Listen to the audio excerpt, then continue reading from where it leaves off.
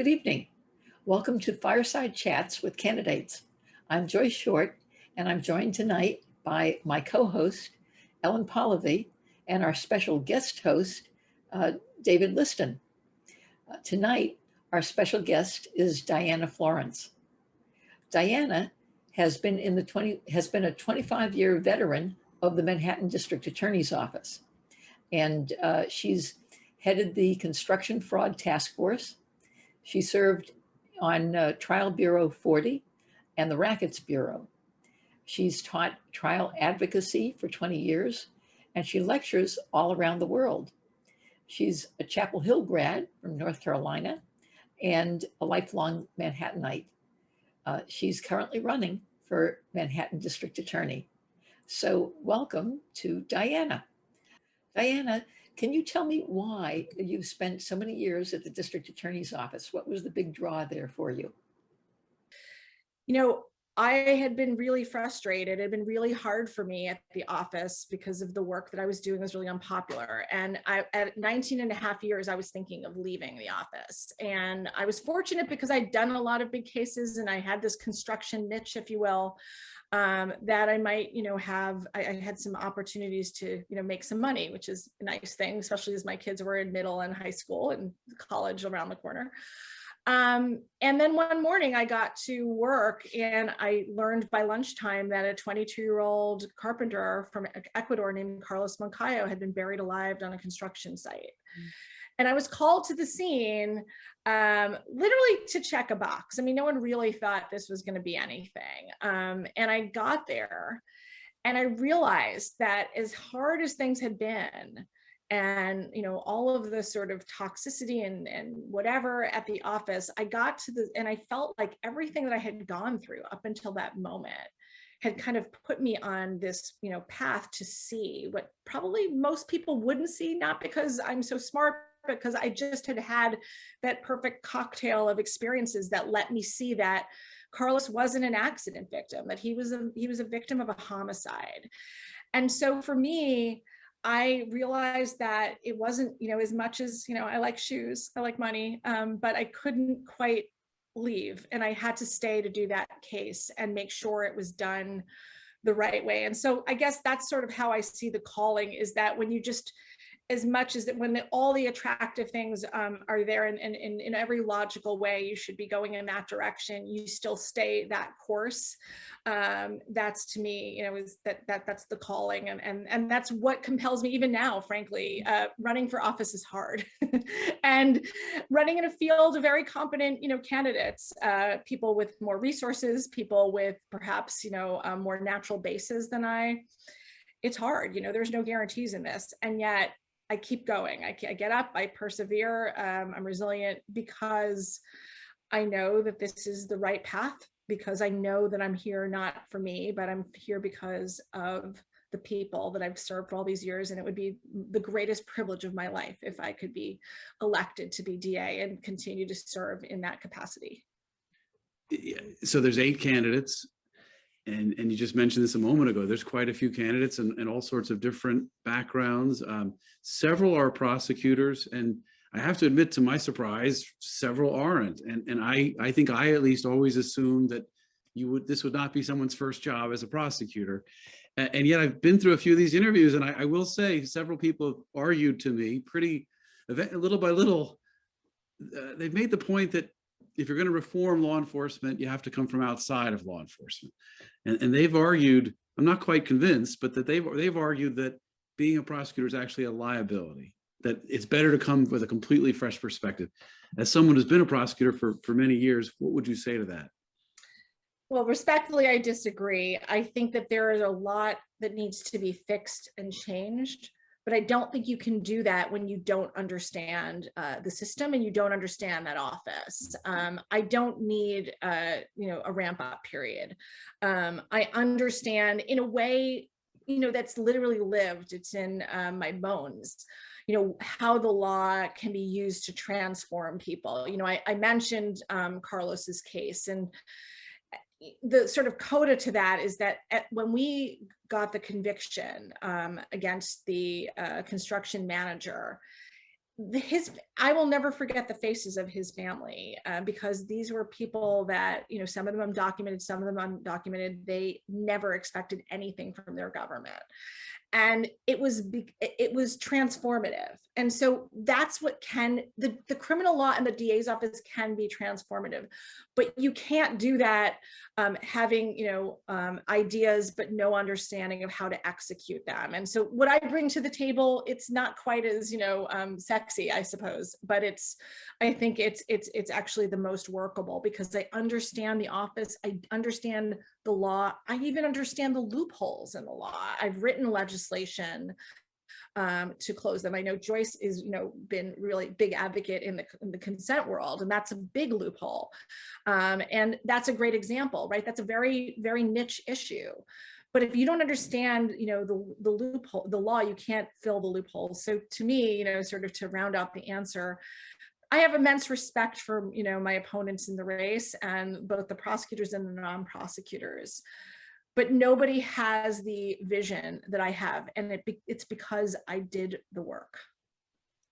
I'd like to find out a little bit about where you stand in regard to the use of restorative justice and how that would dovetail with your involvement with the district attorney's office. Yeah, I think restorative justice is, a wonderful thing. And I think where it's, used, done professionally, I think you can't dabble in it. I've seen restorative justice in the DA's office not done by professionals, done by people sort of, dabbling in it. That's not a good idea. Mm-hmm. I think we want to make sure with restorative justice that the victims are fully on board. I always think about, victims of crimes, and it can be incredibly, restorative. Not to, I'm sure there's a better synonym, but we need to make sure that they really are not being forced into it. So to me, the way you would remedy that is making sure that even having, sort of pro bono attorneys, someone like Dave, right, coming in and saying like, hey, do you want to talk to an attorney that's not the DA who wants to get the case off her desk, and make sure that you're comfortable, with going through this. There are going to be times where we need to use jail, but the goal really is not about as many people as you put away. It's about literally accountability, and then getting people, back into our communities and off, the cycle of criminality. Mm-hmm. What are your thoughts in terms of defunding the police? I think that, defunding is a very loaded term. So to me, though, what it means is really reimagining how we use police. And, as a 25-year prosecutor, I've worked with amazing police officers. I've worked with not so amazing police officers. And, most police officers are all for accountability of police. So we want to make sure that they're held accountable, and we want police officers to do what they're good at, right? We want them to be freed up from doing, homeless outreach and, mental health that they're not so good at, or substance abuse. And we want them to be focused on those sexual assaults and those domestic violence. We want them to be trained in those things. So to me, it's not, taking away the rhetoric. It's just about reimagining, not just police, to be honest. It's about reimagining prosecutors too. We're at an incredibly, exciting time. We have the opportunity to really change the criminal justice system. And so it can't just be about police. It has to be all of it. Excellent. Anybody else have a question for Diana? I've got a bunch. Go. All right. Okay. Go for it, Ellen. All right. So Diana, you have so many ideas. I mean, it's like mind-boggling. You've came up with and they're unique. So your idea about partnering with CCRB, with your friend David used to be one, could you describe that? Yeah, and I'll say to you, a lot of my ideas have come from my work in adjacent areas. So for me, when I was, just to give you a sense, when I was doing, wage theft cases and health and safety violations, if I waited for things to come to me, like I would have a really slow day, and I get bored easily. So I left my office, right? And then and when you leave your office and you go out into the world, you learn a lot. And so the idea with CCRB is that, we have to be honest about police accountability, right? It hasn't really happened it's not always because, people have bad intentions. It's because they haven't had the information, but we can't just wait for it to come to us. So the idea behind partnering with CCRB is that we know that the people at CCRB, they don't have great tools, and the people that are doing the investigations are not lawyers. They're great people, often young, right out of college. So what we want to do is partner with them, get the information as it comes in, and we're going to be with them along the way in the investigation. And we're not going to indict everything that comes across CCRB's desk, but we're going to be a resource and make sure that if the cases should be indicted, we're going to do them. If they shouldn't be, we'll make sure that they get funneled that way. And if there's cases, just like I said before, if there are cases where we feel like there should have been something that just doesn't quite fit the law, then we are going to partner with the very legislators to write and close those loopholes and write new laws. And that's how I see it, because ultimately, at the end of it, we have to rebuild our trust in law enforcement, and that's at a historic low right now. So I saw that you had a lot of legal issues that you'd like to see built into law, and I said this person needs to be in the assembly or or a senator. Maybe a legislator. So why the legislator? Why did you choose DA rather than Dan Court's position? Well, first of all, I love to do the work, and to me, it's not that I want to write laws. I want to do the work, but I want the correct tools. I will say though, because Lessa thinks that I want to just write all new laws. The laws are often there and we're just not using them the right way. And the perfect example of that is wage theft, right? I mean, I charged it as larceny. That's what it is. It's, if you steal my wages, it's the same as stealing an iPhone. That's, it shouldn't be treated differently. And so, for me, it's about really also using the laws in the ways they were intended. So that's why, I mean, this is my life's work and my passion. I'm more than happy though to dabble in writing laws too. Right, and you can do that as a DA. Yeah, I'm going to have a legislative bureau, and we're going to work with the legislators, because ultimately what we want is for that, they're the experts. They're going to know how it can pass and whatever, things like that. But often we've seen this, right? Laws, and I think even again going back to Joyce's bill, the consent bill. Right, this is something that it's not usually sua sponte that the legislator thinks of it. It's that someone who's affected or groups or advocates bring it. So the idea is we're going to be on the ground doing it. It's a natural fit that we would do it together. That would be wonderful. There was another question about the village. Oh yeah, about the village, which sound really interesting. What is that? And could you describe it? Yes. Okay. And so forgive me, I have to commit the acronym to memory. It's like various interests. I can't ever remember what our acronym. Village is an acronym, but really what this is it's a different way of approaching criminal pleas. And the idea is that for too long, it's been the DA gets the case and they kind of come up with the solution. Oh, you're going to get 2 years jail, or you're going to get 100 days of community service or whatever. What we want to do is actually really bring, other people into it, of course, respecting the secrecy laws and things like that. And of course, most importantly, respecting the, the defense, defendant's rights, of course. But the idea is what you want to do is from the beginning of a case, you want to do a workup with a social worker. We want to figure out the whys. So, I think on the debate last night, we were using a candy bar. Someone steals a candy bar. Yes, I mean, we don't think that, people that would steal candy bars should go to prison. But rather than just simply saying we're not going to prosecute it, why don't we figure out why did they steal the candy bar? Is it because they were hungry and maybe we need to get this person, diverted to a food bank and get them services? Maybe they have a drug problem and they need sugar.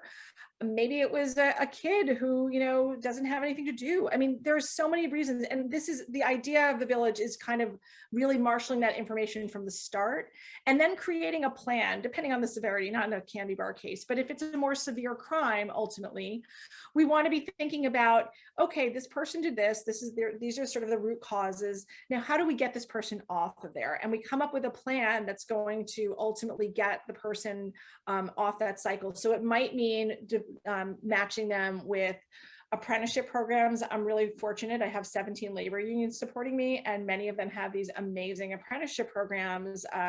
And so you might get a kid, let's say, who, had sort of committed a robbery. We want to get that kid into, he's really good at, building things. Maybe he's a carpenter. We want to get him into that plan. Or maybe he's a, really great writer. Maybe we want to get him into a college program.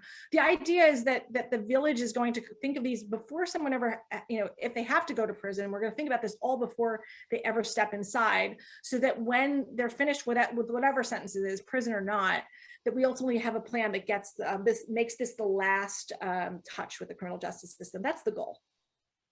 Right. It occurs to me that there's so many people that are, so many of the candidates are looking for alternatives to prison, that it's almost like somebody has a better chance if they commit a crime to get better services than if they just try to get services in the community, which are lacking. So no, it's a really good point. And I think that that's actually part of, and I'm going to go slightly off topic, but I'll say this. Mike, we haven't talked about corruption, and this was a lot I spent my career doing.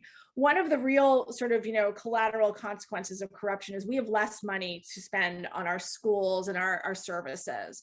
So to me, part of the other mandate of the DA's office is refilling those tax coffers so that we have those after school programs, we have those coding classes. So you don't have to, be, arrested for the candy bar in order to be eligible.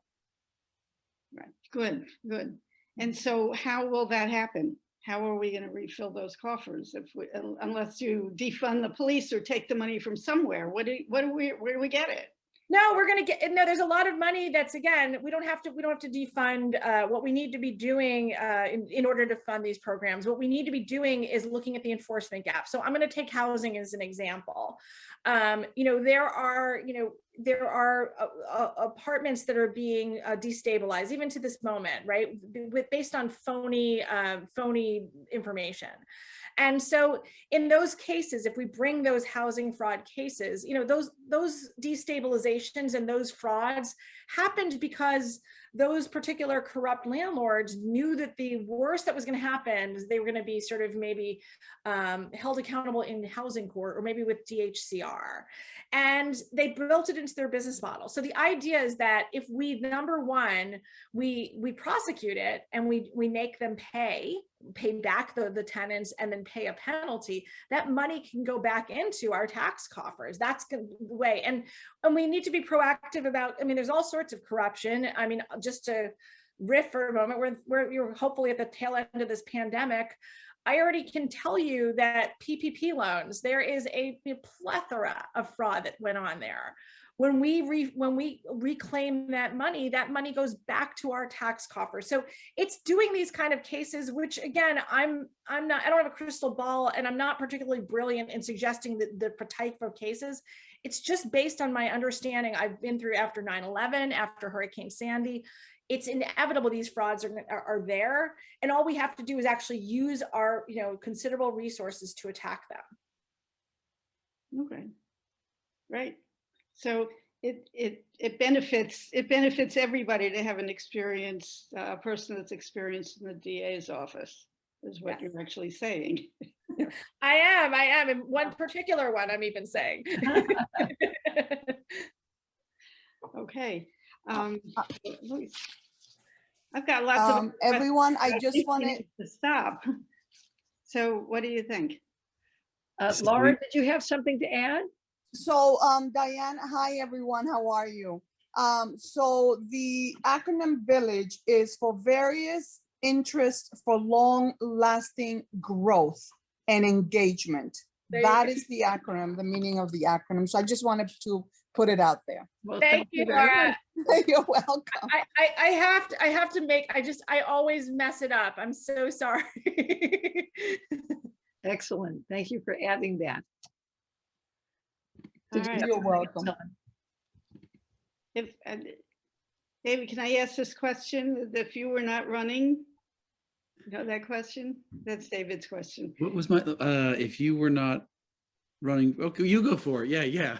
If you were not running, for which of the other candidates would you vote and why? I can't. I've never asked anyone that question, but I had written it down somewhere. I can't answer it. It's too close to me. I just don't. I just. Okay.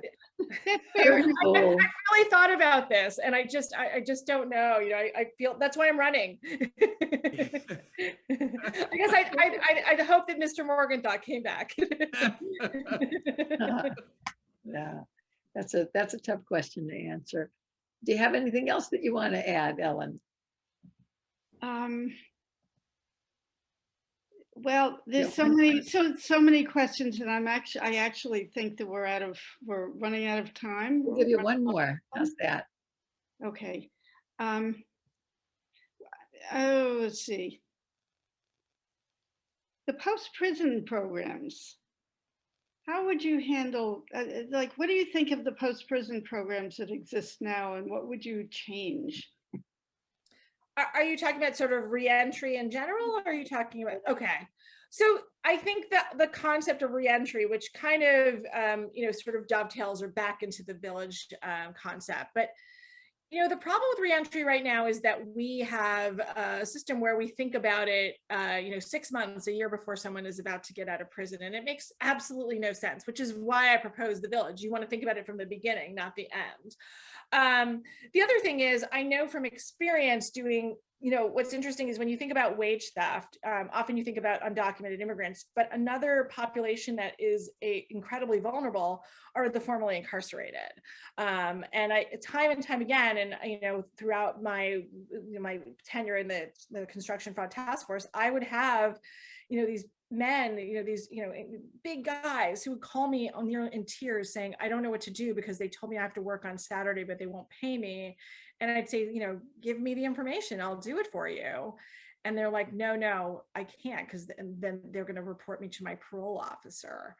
And so that was heartbreaking to me. So the reality is what we have to be doing when it comes to thinking about reentry, again, besides what I talked about with the village, is we have to make sure that the programs that are, you know, offered are, you know, are not exploitative like that. And we need to make sure that people, you know, fully are able to reenter and that they feel empowered, because again, this person who I'd gotten to know through through another case, he was, you know, he was in near tears, and he didn't feel that he could come to he felt that he was a second-class person and couldn't come to the district attorney's office. So in the end of the day, what we have to do is restore that, you know, sort of idea, which is a fundamental one, which is that the district attorney's office exists for all people, not just the people that are, you know, perfect.